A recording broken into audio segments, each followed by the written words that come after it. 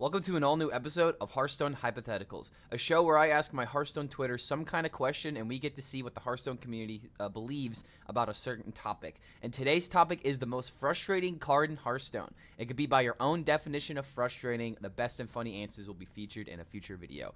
And well, I can already tell you guys that I've already seen a lot of these replies and I'm going to hate a lot of these cards, and you can kind of see what the first one is going because she's always on every single one of these lists in one way or another. So let's go ahead and jump into the most frustrating cards in Hearthstone's history, according to my Twitter, of course. Before we get things started, I just want to let you guys know that I'm actually doing a giveaway for the United and Stormwind expansions on my Twitter. So if you guys would like to be entered in that, if you're already subscribed to the YouTube channel, then you're already taking care of one of the requirements, but I have two different giveaways that I'm doing. One is just where you have to tag your own content creator and like and retweet the post, and the other one is the same thing. You just got to like and retweet the post, but as long as you're subscribed to the YouTube channel, then you are already entered as long as you go on Twitter and retweet those posts. But yeah, if you guys would like to get a chance to get a free mega bundle on me, feel free to go to the description below where those links will be located and go ahead and retweet those posts. But now that expansion hype is out of the way, let's go ahead and get into this list, because Simon is saying Alucia. She do be trolling me a little bit sometimes, and honestly, like, this is just where this list is going to be going. Like, this is just Alucia is just one of those cards that everybody is not a fan of, even Dabs here. I cannot think of a card that invokes more intense negative emotions than Mindrender Alucia. Please delete. And honestly, this is exactly how I feel about the card too. It's not even about the fact that I could maybe still win the game. It's just that as soon as Mindrender Alucia comes down and she says that notorious battle cry, share your thoughts of the class now, I immediately hit my escape button. Like, it's not even funny how quickly I start to hit that button, because I just don't even want to deal with that game whatsoever. It's so frustrating.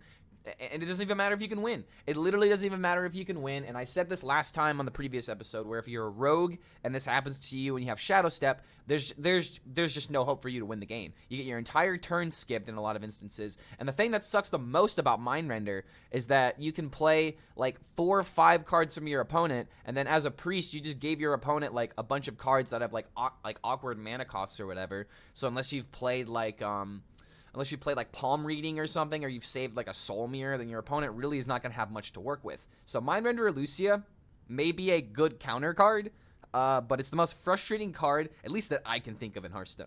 Pinkman is saying that he's got to go with Tickatus. Hardly sees any play these days, but at the beginning of the Barons, it was truly awful to play against. Now, I don't think Tickatus is a bad card. I think frustrating is definitely the word that describes Tickatus the most, because it's not necessarily that the strong is powerful or that it's weak. It's that oftentimes when you think of Tickatus, you think about the time that he high rolled you, or he got rid of your combo, or he destroyed the one card that you needed in order to win the game. And that is just going to breed a lot of negative and frustrating experiences whenever it comes to this card. But I actually believe that Tickatus is a great example of class disruption. And as we've seen this season in Warlock, it's just been struggling a whole lot. And I'm wondering if this new expansion is going to be able to give Warlock a little bit of life, because so far with the cards that have been revealed, Warlock has a really good really useful healing tool, and also has some other ways of being able to be incentivized to deal damage to itself. Do I think those cards are going to be absolutely played? Not all of them. I don't think all of them will. The healing one is going to be absolutely busted, in my personal opinion. But Tickatus is just one of those cards to where I feel like everything else about the class really just everything else about it just kind of enforces Tickatus to be even more like, for people to conceive it that it's better, because it's the quote-unquote better card of the Warlock class, but when you play it, it just doesn't really help you win a lot of the time, especially if you're falling behind. So just Tickatus is one of those cards that I would say is powerful, but is only really frustrating when like he gets you one out of like 3 times or something like that. And unfortunately, it's not like Mindrender where you directly influence what your opponent is going to be doing the next turn, because you're not interacting with the cards in their hand, you're interacting with the cards in their deck. And I really do believe that is a very important distinction to why I hate Mindrender, but I'm fine with Tickatus.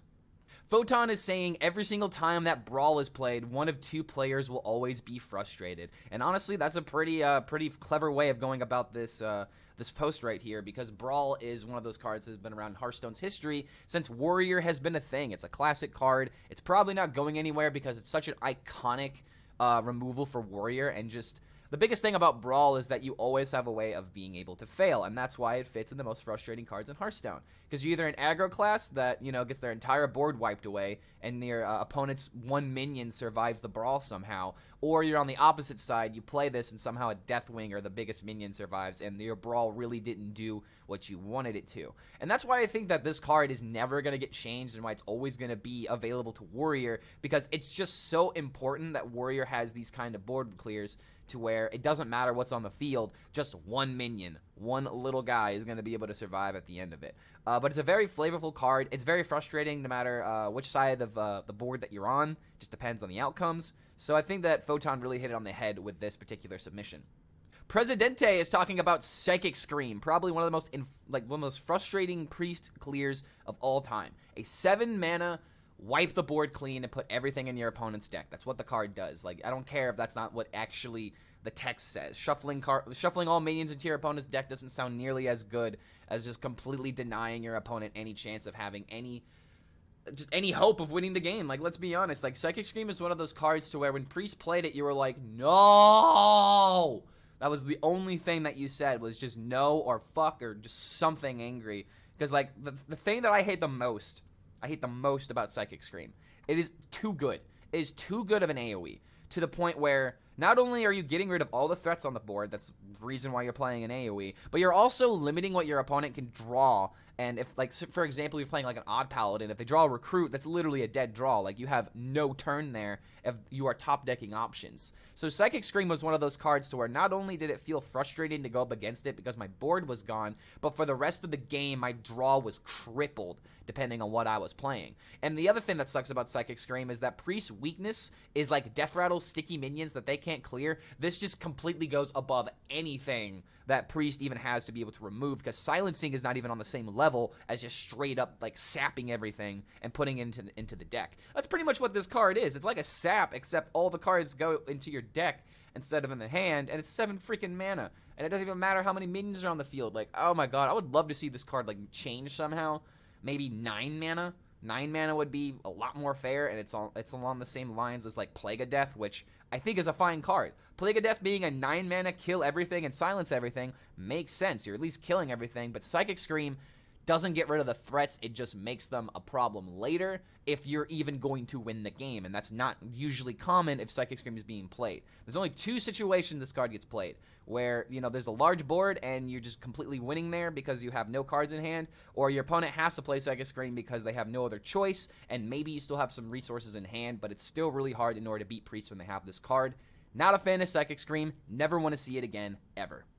Neil is talking about the most frustrating mage secret of all time. This is probably the reason why a lot of people hate Secret Mage, but it is Counterspell. I just hate always having to play around the possibility that they might have played this. And Counterspell is a perfect example of frustrating, because secrets are very frustrating. I think secrets are the most infuriating mechanic out of everything in Hearthstone, and I just don't want to see any more Secret Mage support specifically. I'm not a fan of Secret Rogue. I'm not really a fan of Secret Paladin.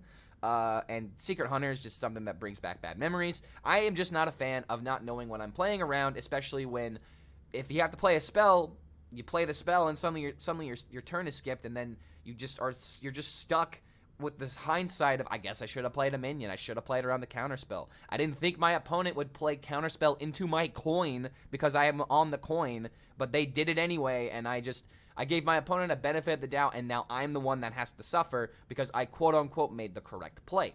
So that's the thing that really sucks about Counterspell. Sometimes it just takes all fundamentals out the window, and it's like, well, it's turn 8, you have this one really powerful 8-drop that I know you really want to play, that's a spell, but you have to have something else in hand, otherwise your entire turn is skipped. And I don't like that. I really don't like that. I don't like secrets being this powerful. And Oh My Yogg is almost on the same tier, except it's 1 mana, and I'm pretty sure we're going to see that card somewhere on this list because Counterspell is on this list. But the biggest thing I hate about this card as well is that if you're playing around random secrets, you almost have to play around Counterspell every single time, especially if you're trying to remove the field, which is something that you need to do against Mage. So this card is just frustrating. I hope that we won't see too many secrets in the future, but I really doubt that's going to be the case because Mage they have secrets. They're always going to have it, unfortunately. The Priest Fanatic Meaty is saying Doomhammer, which definitely makes sense as somebody who plays a lot of Priest, or Ooze if I have just equipped a Doomhammer. And this is pretty much like saying how, like, Doomhammer feels like such an unfun weapon whenever you lose up against it, and I feel like just because, like, we've seen the Wind Fury capabilities before, but Doomhammer just has so much reach that it feels really frustrating to, like, see your opponent have it on turn 5, and I play, like, decks like Celestial Alignment and whatnot, so, like, Doomhammer really can pressure a deck like me before I even get to do my own thing. So I can definitely understand where people are coming from for Doomhammer, but Ooze is a whole nother level above Doomhammer, especially when you are playing the weapon deck, because it's like the only card you never want to see. That and like Zephrys if you were going up against Highlander decks, but Zephrys got you the Ooze. So like no matter what you do, weapon decks are always going to hate the fact that Acidic Swamp Ooze exists, unless you're Jay Alexander and you think that the card just certain exists. But at the same time, that guy also gets really mad whenever Ooze gets played because he's like, why would you play such a bad card that makes your stats lower? Whether or not that's a correct thing or not, feel free to let me know, guys, because guess what? I believe that running Ooze in your deck is actually a good thing, especially when Doomhammer exists. Like, you have to have a way of countering it, and sometimes just doing your own thing and playing for your own tempo is not going to be good enough in order to make that happen. But Wind Fury is always going to be a frustrating mechanic in my eyes, just because a lot of people will be like, oh, it's a 2-attack minion with Wind Fury. Ooh, 2-attack. How bad is that? And then they slam 2 Rockbiter weapons, and you're like, oh, Wind Fury, good mechanic. So never forget to remove every single Wind Fury minion if at all possible, because you're going to get steamrolled one way or another. But Doomhammer is just so frustrating because it's just, you play it and you win, or if it gets destroyed, you die. It kind of feels like it's that paper thin and that weak every now and again. And just Doomhammer is one of those cards that it doesn't come into the meta unless Shaman is literally the best class. So it's like, I don't know, dude. It's just really interesting to think about Wind Fury as a mechanic and how glass cannony it can be sometimes, because it's just either really, really good or really, really trash. ABC is talking about Tidal Wave, the 8-mana Shaman clear that deals 3 damage to everything and gives you lifesteal. I think that this card is, I don't really know why it would be that frustrating. I'm assuming Yogg happened one too many times, and there was a control Shaman that just kind of got in the way. Like, I think that Tidal Wave is actually a fantastic card, and control Shaman needs something in order to give it some kind of playability, and it is a really expensive card. That's the biggest downside. Maybe you can play like Primordial Protector with it, but 8-drops aren't really the greatest. But regardless, lifesteal is something that Shaman needed. The AoE is definitely required if Control Shaman is ever going to be a thing, but I just don't see it happening in this expansion unless we get some really nutty Control Shaman cards. Highly doubt it, though. But I can understand the frustration that comes from Tidal Wave if you are an aggro player and suddenly your entire board gets wiped and your opponent heals like, let's see, there's 7 minions, so 21 HP for the max if they remove their entire field. And if they have anything on their field, then that also will contribute to their healing, but that's kind of irrelevant. The biggest thing about this card, though, is that it's just too expensive. And the only way that I see this card ever get played is if Yogg happens, so Druid is probably going to be playing this card more often than Shaman. But Tidal Wave can understand the frustration, but me personally, I think it's just a fine card. We were talking about some frustrating secrets, and well, Hattrick is talking about Ice Block. I know I said that Counterspell is probably the most frustrating secret, but I actually take that back. I completely forgot about Ice Block. I don't know how I could. I play Wild, and this is the card that literally prevents me from doing almost any of my combos. Almost any of them. So, yeah, Ice Block definitely has to go up there for most frustrating card, and will probably be the thumbnail of this video, just because most people understand why Ice Block is frustrating. It literally is cheating, bro. Like, I think I said this in one of my previous videos, but Ice Block literally reads as an older brother explaining to their younger brother how to play a card game. It's like, oh, I don't die yet. I get one more turn so I can do my cool thing. I don't die yet. I survive one more turn. Don't make me go get mom. Like, literally, it feels like that every now and again with Ice Block, unless you play, like, freaking, Flare or something to get rid of the secret. But let's be honest, a Hunter doesn't play Flare, and Zephrys is not smart enough in order to get rid of the secret a lot of the time. He actually is, but I'm just making a bad sarcastic joke. But regardless, Ice Block is frustrating because it literally prevents you from closing out the game that you clearly should have won. And the other thing that sucks is that Reno is a card, so Wild still has to worry about Ice Block into Reno, and if you're an aggro deck, you just, bleh, you don't want to deal with that. You never want to deal with that. Ice Block, probably the most frustrating secret that we'll ever see in Hearthstone's history. Bone Masher is going with a very interesting approach to this, and he's saying the coin has to be the most frustrating card of all time to me. Many a match is decided on whether or not you get it or not, especially against decks that benefit from it being a spell, and there's nothing you can do about it. There actually is something you can do about it. Just win the coin flip, KEKW. But yeah, coin is... So this post is talking about getting the coin at the beginning of the game, not necessarily about getting coins through other means, like through minions or through spells and yada yada yada. And I actually understand where he's coming from here, because there's a lot of decks like Rogue, for example. I was about to say Priest, but Rogue is the biggest thing I'm thinking of here, where if they had coin with like Edwin, there was a lot of times they could just immediately high roll the game because they have this massive pop-off turn. To create like a 12-12 minion in like turn 2, sometimes even turn 1 if you were lucky enough, or in Wild if you have counterfeit coins. But the thing about the coin is that is exactly like you described it, dude. Like it's a coin flip, and sometimes a match can literally be dependent on it. And if you're someone who looks at Hearthstone statistics all the time, you are familiar with the option of classes win rate with coin and without coin. And it's kind of interesting to see where some classes end up on that. So like case in point, I'm going to use Highlander Hunter. Back when Dino Tamer Brann and all of those cards were in the mix, because Highlander Hunter was one of the best decks at the time. And the thing that was really weird about it is that it had a massive win rate when it went first, but when it went second, its win rate was garbage, like 5% difference. It was actually that important that you started the initiation. That you initiated your damage and your attacks as soon as you could. And in the mirror, if you were literally in the mirror and you had coin, you felt like you had the worst options possible, because your opponent gets to play a minion and hit you in the face, and you have to be the one to play defensively. So that is a great example of what the coin can do, where it's like, all right, I'm a hunter. I want to hit the face. Oh no, I'm fighting against the other hunter. Oh no, I have the coin. Oh no, I have to play defensively. So it can literally be like that sometimes. The coin can dictate how a game can go by a simple 50-50, and some people have suggested making the coin not a spell. I don't really know if that'll help. It'll help Edwin, but Edwin's not really a problem anymore. So it's like, I don't know, dude. I think the coin is something that is never going to change in Hearthstone, because if it is, some people are just going to riot, dude. Like, don't change my coin. You can change the card art, but don't change that it's not a spell. Otherwise, some people will just get really angry. I don't know, man. I think that's really hard to change the coin in any way. I feel like 50-50s have to be a thing, and some things have to come down to a coin flip in Hearthstone, because it's a card game. It comes down to chance at the end of the day. But the frustration is definitely there, because I would hate to play a deck like Highlander Hunter and then be forced to play defensive, even when I know that's not what the deck is meant to do. We got another vote for Ice Block, but Alexander is also talking about timeout, so just the immune mechanic in general. I don't find it that frustrating, but based on how satisfying it is when I go immune for 2 turns at 2 HP and then combo the opponent to death, it must be the most frustrating. These kind of wins are what combo players are all about, and it's definitely why I think that this is a fine occurrence. But when you're on the other side of getting styled on like this, it's just frustrating. Like, there's nothing like losing a game to an opponent who had 1 HP that did like some kind of massive combo that either A, killed you exactly, or just completely styled all over your balls. And let's be honest, dude, that's something that I love to do, is to style all over my opponents, because it's so much fun. But immune is always going to be a frustrating mechanic for exactly what I described earlier, like the Ice Block situation. Haha, I don't die yet. I get to survive another turn. Don't tell mom. And timeout is a little bit different. At least with timeout, you literally have to play the card on the turn you want to be immune, and it's not just like Ice Block where you commit it like freaking however many turns ago, like 10 turns ago, and then it finally gets its trigger when your opponent finally wears you down.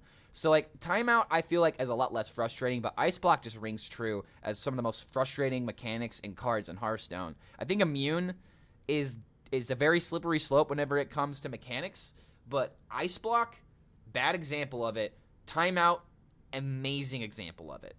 Going through more of these replies, we've got yet another vote for Mindrender Elucia. I think I've shared my thoughts enough with the class now. Zeddy says, whichever card beats me, whichever one is the one responsible for my death. And you know what? I can understand that, because I only get frustrated when I lose to a top deck. We got yet another vote for Ice Block, but at least Oaky Jack is actually going in a somewhat different direction with other cards we have not talked about yet.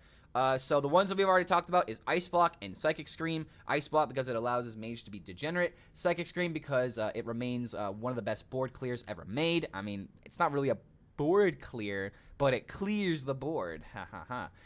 Oaken Summons and Spreading Plague are both incredibly stupid. Spreading Plague is actually something I'm surprised we haven't seen more of. Oaken Summons I'm willing to forgive because, unfortunately, Vargoth, I feel like, is the problem there. But Spreading Plague was, ooh, my lordy, 5 mana back in the day, and this card completely stomped on aggro. Back at a time when Druid was the best class in Hearthstone. Like, this card was printed, and Druid just, bam, it was good. This card was played in every single Druid deck, even after it was nerfed to 6 mana, because 6 mana is a lot more fair for Spreading Plague. But for those of you guys who don't know it, Spreading Plague was originally 5 mana made into a 6 mana card after a nerf. It would summon a 1/5 with Taunt Scarab for every minion that your opponent has. And if you had 1 minion and they had 5, then it would summon 4. So this card was very, very good for defensive purposes, but it was also good in token decks when the board survived, because let's be honest, getting rid of 5 1/5s is actually somewhat challenging. It's 25 HP of minions you got to get rid of, unless you have a spell. But yeah, like, then Token Druid could easily buff their board and make them into 3/5s with, with branching paths. So there was a lot of ways that Spreading Plague was just absolutely busted in Druid. And then the last 2 cards that we have on here are Defile 2 and Zephrys. Defile was sadly well designed, but it's very overtuned.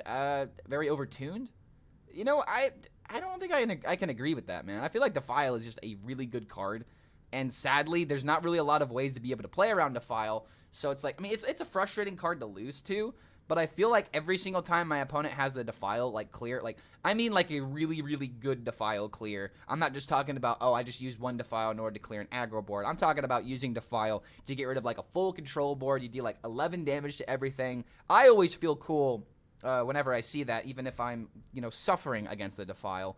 But Zephrys is a little bit different because he is a whole nother world of frustration, because he is a card that just finds the perfect answer. Literally, if you need to find lethal, a board clear, healing, there's so much utility that is used for Zephrys, and I'm pretty sure that another reason why he's frustrating is because when you do try to go for those kind of cards that you need, sometimes he just doesn't even give it to you. So Zephrys definitely gets a reward for that, for being the most frustrating Hearthstone card, not only because of how often he was used to win games, but from how many times people would literally post him on Twitter being like, Zephrys, what the hell are you thinking? Are you drunk? And yeah, I'm glad that this card was made. I'm actually a big fan of the design of Zephrys, but if you want my honest opinion, I'm kind of glad that the card is no longer in standard rotation. Daigan is going with the Galakrond the Unspeakable, the Priest Galakrond card, this son of a dragon. The biggest reason why this card was frustrating was because Control Priest was still somewhat good when Galakrond Priest was an archetype. I remember playing with one Priest main in particular as he was explaining his turns with Galakrond Priest. And the biggest thing about this deck is that you would just find every single random card possible. It's very, very similar to how Control Priest is playing right now with N'Zoth and with Scoundrels. However, this was a lot more minion-based than some of the other strategies. So sadly for Galakrond, it was very, very frustrating to go up against somebody that would just press a button, get a minion every single turn, and sometimes those minions would be very, very impactful. I'm having a hard time remembering exactly what the pool was because I'm unfortunately remembering everything from Forged into Barrens and from the previous expansion. But Galakrond had a lot of ways of being able to find taunt minions, sometimes would find some healing. Natalie was a card that came out every now and again, and sometimes just like the easy hard removal option if you were going up against a deck like Control Warrior or something like that. But the reason why this card was frustrating was just because random. It destroys a random minion, it gives you random weapons, and it damn near invokes them randomly because there's barely any invoke cards in your deck when you were playing Priest. I think you literally exactly had 4, and you didn't even want to always play them. You didn't always want to play all 4 of them before playing Galakrond because the AoE wasn't really that impactful. It was good, but it wasn't like the reason why you played the card. You played the card because of the hero power. And the hero power was frustrating. 100% it was frustrating. There's no way of getting around that. And to be honest, I was not a fan of the Galakrond meta for like the first 3 months. It wasn't until like we got like the second or third expansion that I was like, all right, I'm all right with Galakrond. But like Galakrond Shaman, Galakrond Warrior, Galakrond Priest, I just really wasn't a fan of how quickly some of those decks would kill me, or how this particular Galakrond would just completely turn every game into a slugfest that only matters about who got the better random minion. We got 2 more people talking about how much they don't like Tickatus. It's probably Tickatus. It isn't a good card, but it just makes you feel awful to have played against you. And Taylor is also talking about the synergies with Brann and Zola. So in Wild, I can understand people being a little bit more frustrated about Tickatus, but I feel like Wild has a different issue of hyper aggro or hyper combo being a thing, and I don't feel like Tickatus is the reason why people are winning in Wild. And there are some people in the top legends that are talking about how Tickatus just shouldn't be run because it's a demon that can get pulled from your Void Caller, and it just makes a lot of things synergize with the Reno Lock build in general. But Tickatus is still a frustrating card nonetheless. A card that I think is more frustrating than Tickatus, though, is Alexstrasza the Lifebinder. This is pretty much a Ragnaros that you can decide where you want to deal damage, or if you need to heal yourself, you can heal yourself. But let's be honest, a lot of people don't play this card to heal. They do it for the damage because there's a lot of ways to not only combo with Alexstrasza, but ways of finding it randomly.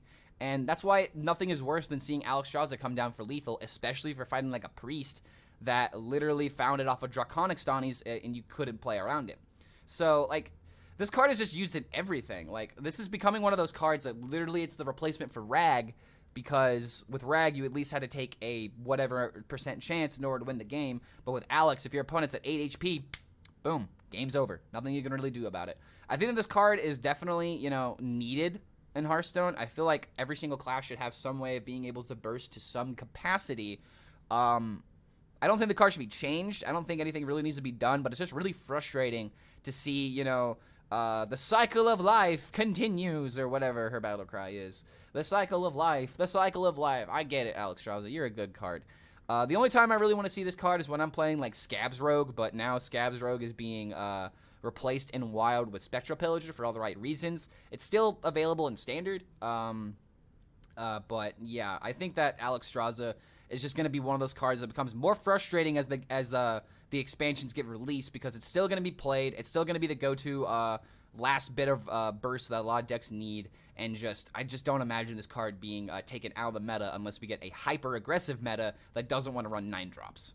Eli is talking about the Taunt Totem. I lost to it 3 times when I had lethal consecutively. It's definitely frustrating to lose to a 1-in-4, and honestly, the Shaman Hero Power is something that's always hilarious for discussion whenever it comes to frustration, because even though it was, like, debatably one of the worst hero powers that's ever existed, it was sometimes been some of the most frustrating hero powers of all time, because it literally comes down to a 25% a lot of the time. Oh no, I don't want him to get the healing because I need to kill this minion. Oh no, I don't want to have to worry about the spell damage totem, which no longer is a thing, sadly.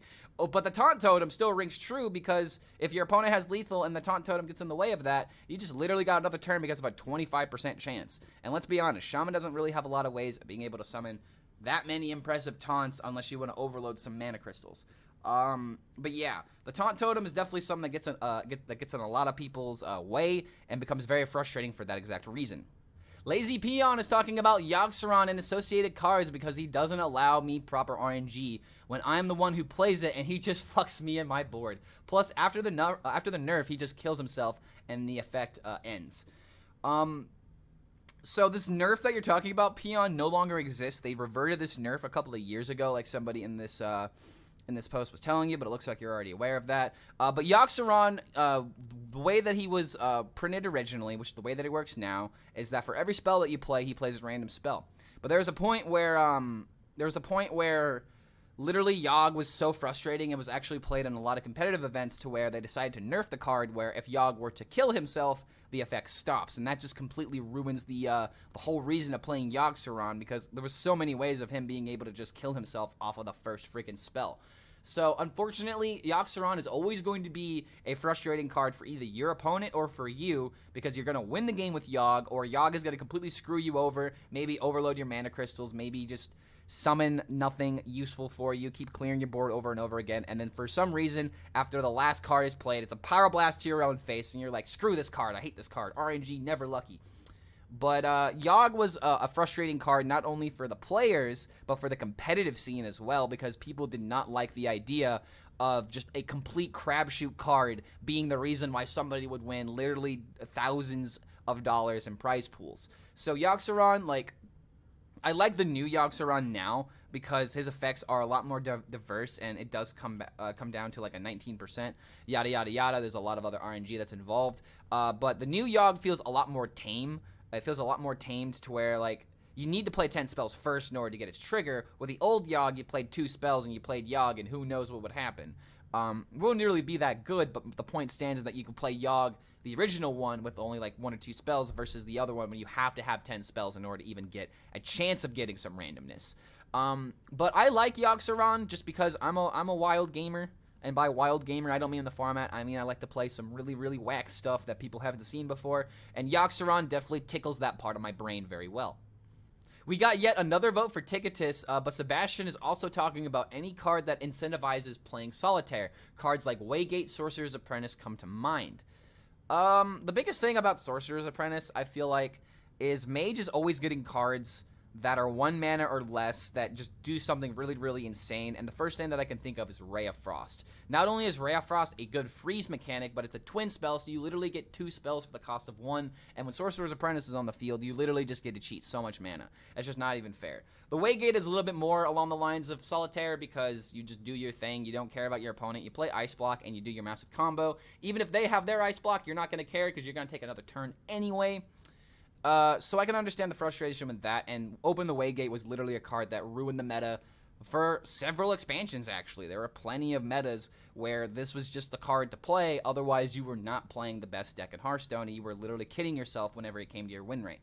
This deck has seen play in like at least 3 or 4 different metas, and I feel like it's actually seeing a little bit of play now. It's not really the best, but it's still seeing competitive play at the top of the wild ladder. And just being able to take another turn is absolutely massive, especially when a card like Vargoth exists. I think that taking 3 turns in Hearthstone is a little bit too much. Like, I don't even think I should say a little bit too much. That's just toxic, dude. That's just a toxic strategy, no matter how you look at it. Because 3 turns in a row in Hearthstone, oh my god, how do you not win in that kind of situation? Like, Nick Furious is talking about Kobold Librarian, and it's because it literally gives me nothing about which deck I'm playing. Am I going to be overrun by Disco? Is this going to be a long haul Reno or Cube match? Mechathune? This card tells me nothing about the opponent. And something that's actually really interesting about Kobold Librarian is that I'm pretty sure he's the only card outside of like Tour Guide. I'm not choosing Tour Guide for this example because you'll see in a minute. But I'm pretty sure that Kobold Librarian is the only 1 mana card to exist that literally performs your hero power for you without actually using your hero power. So that's why I didn't want to use Tour Guide in this example, because he literally physically uses the hero power, versus like on turn 2, if you have Kobold Librarian and you have your Tour Guide, you can literally draw 2 cards for nothing. There's like nothing else that a class has that's along those same lines, and I'm not going to use like Priest because gain 2 life is just so... It's a little bit different. Like losing 2 life and drawing a card, that's a life tap no matter how you use it. Like, just because you heal for 2 doesn't mean you're using a priest hero power. But regardless, there's not really any other classes that I can think of that can literally enable their hero power with only 1 card. Okay, Paladin also has Enter the Jungle, or the 1 mana summon 2 recruit card. They do have that. And if you think about it, that card was also seeing a lot of play in Odd Paladin when it first came out. So it's like, Kobold Librarian is very frustrating for exactly the reason that Nick described, because it's used in every single Warlock deck. Why wouldn't you use it in every single Warlock deck? Your hero power is debatably one of the most powerful in the entire game, and you literally get to play it for 1 mana and get a 2/1. You don't even care about dealing 2 damage at that point. You want to deal 2 damage to yourself a lot of the time as a Warlock. So this card is frustrating because it literally goes into every single Warlock deck. And if you want my honest opinion, this card is never going to leave the class, ever. Why would you sacrifice it? There's just no reason. It does everything that you want perfectly. And just like Nick described, it goes in every single Warlock deck for, I would want to say the wrong reason, but it's the right reason because, you know, it's just a good card to where you can't think of anything else that you would want to run in its place. But Kobold Librarian is a frustrating card because it will literally go in every single Warlock deck from now until the end of Hearthstone, if you want my honest opinion. QE Mobile is talking about Oh My Yogg. Oh My Yogg can be so frustrating sometimes. If I cast it on turn 1, you either lose or win right away.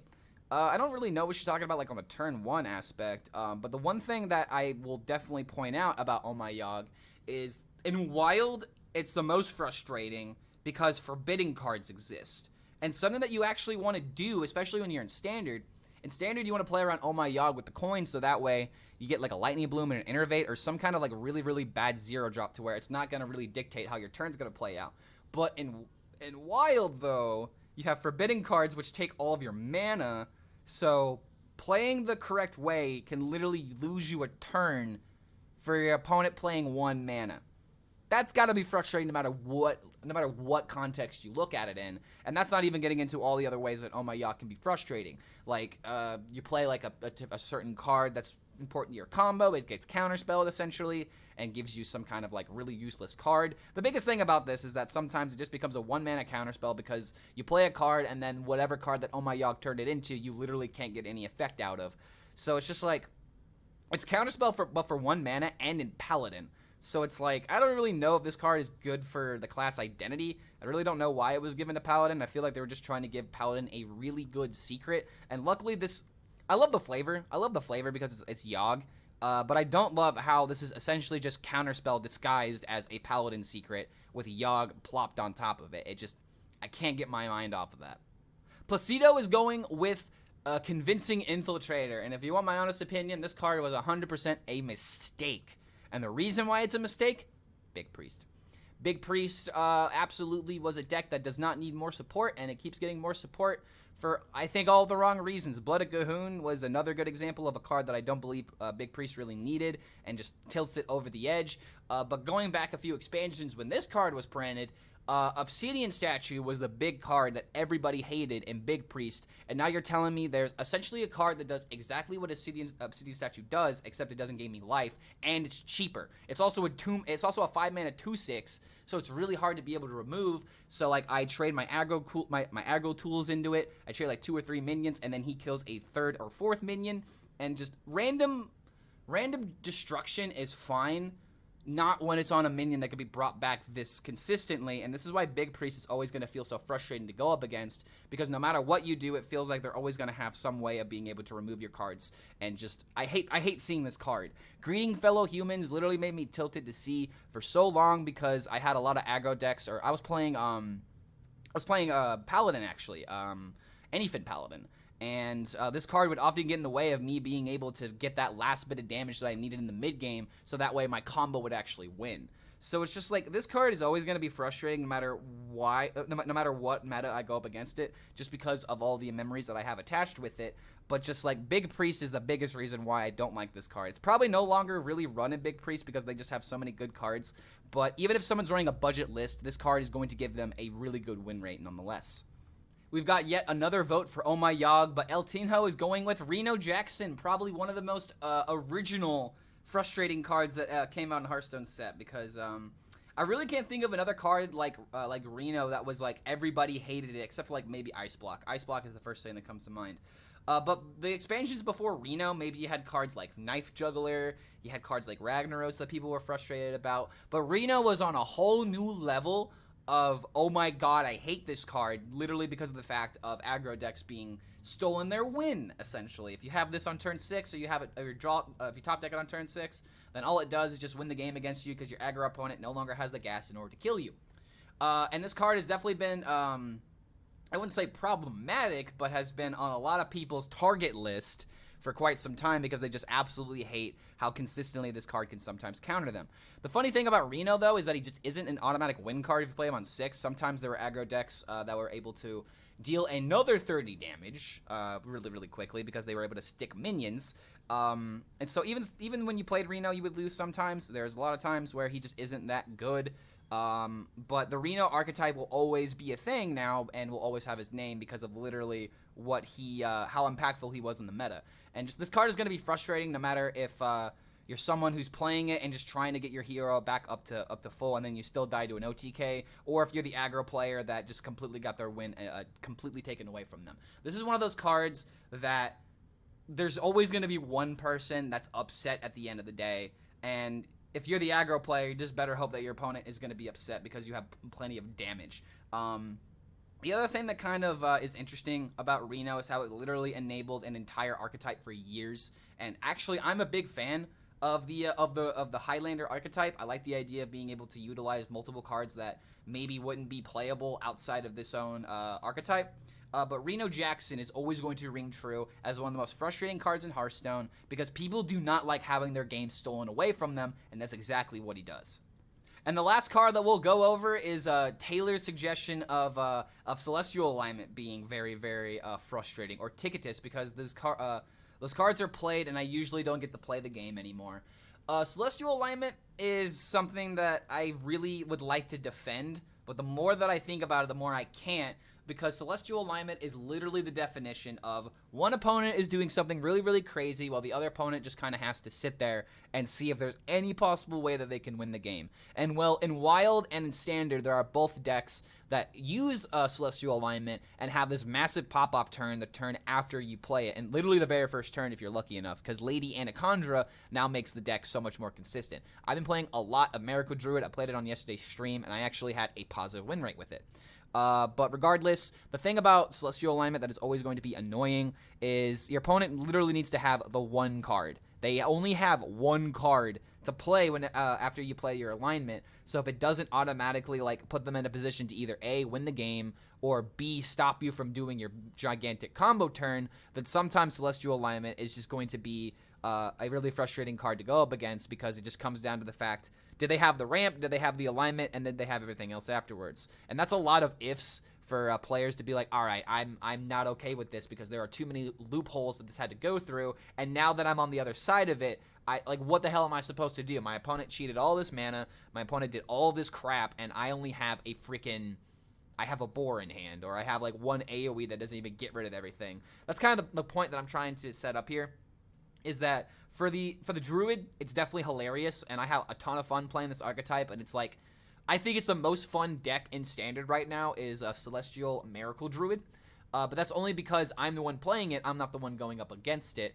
And the thing that kind of sucks about Alignment Druid is that it feels like it's in a similar vein of combo deck, to where if your opponent screws up, you have a massive way of being able to cheat the game away from them. And there's a lot of people that don't like sitting for the possibility of waiting for their opponent to screw up in order for them to get a win. But if you're in a competitive or ladder game, then you gotta wait it out. You gotta wait to see if your opponent does screw up, and you can take advantage of that. But Celestial Alignment, I'm willing to forgive because I personally love the card. I do a lot of different memes with it, so in Wild, I'm willing to forgive. I'm willing to high roll a few people just because I haven't been able to do my funny meme. But if this card is ever meta, I think that Celestial Alignment is going to get a lot of hate, and I really don't want the hate to cause a nerf on this card, because I think that I don't want to say that it's fine, but I feel like there's a positive and there's a negative, and they're both around the same, to where I don't think we need to change this card. But you're always going to be frustrated whenever you're going up against a Druid that's cheating so much mana, and when all of the cards are literally 1 mana and you have cards like Biology Project and whatnot, that's just always going to lead to a slippery slope, and I'm not sure if there's anything they can really do to fix that without completely killing Celestial Alignment. So that begs the question, what does Clark believe is the most frustrating card in all of Hearthstone? We went through a lot of things, and I feel like I have to go with Mindrender Lucia. I literally have to go with Mindrender Lucia. And the reason why I have to go with Mindrender Lucia, I mean, I'm gonna have Ice Block as the thumbnail. But Mindrender Lucia is a card that I don't even care if I have a way of winning the game. Sometimes I literally just want to just not be a part of it, and I just want to go next. I see this card come down, it kills my combos, it kills my motivation to play the game, and all it does is just make me hate Priest a little bit more. And to be honest, I've been kind of enjoying Priest this meta, just a little bit. I'm frustrated with all the things that come with the class, but when you're behind the wheel, sometimes you can turn a blind eye to some of that stuff. So that's the only reason why I feel like I'm enjoying Priest. So please don't lampoon me for that opinion. But regardless, Mindrender Lucia is going to take the cake as the most frustrating card ever, because you know this channel, you know me, I hate Priest a lot of the time, and I hate when my combo gets completely disregarded, and all Mindrender does is just disregard everything and just forces me to play a game I don't want to play. But that is going to do it for today's episode of Hearthstone Hypotheticals. Thank you guys so much for making it to the end of this video. Don't forget that if you would like to see your own replies in one of these future videos, feel free to check out the Twitter for today's question, and today's question is, what is the worst expansion of all time in Hearthstone? What made you dislike the expansion? What went wrong? I'm pretty sure a lot of people are going to say the Demon Hunter Initiate one because a lot of people hated Demon Hunter. But regardless, thank you guys so much for watching this video. If you enjoy this content, feel free to like, favorite, subscribe, do all that kind of crap. I know YouTube doesn't have a favorite thing anymore, but it's still a funny meme in my opinion. Hope you guys enjoyed this video, and every single time we make one of these posts, there will be another video. So as long as there are Twitter posts, there will be another YouTube video. Hope to see you guys for the next video, and hope you guys enjoyed. Thank you so much.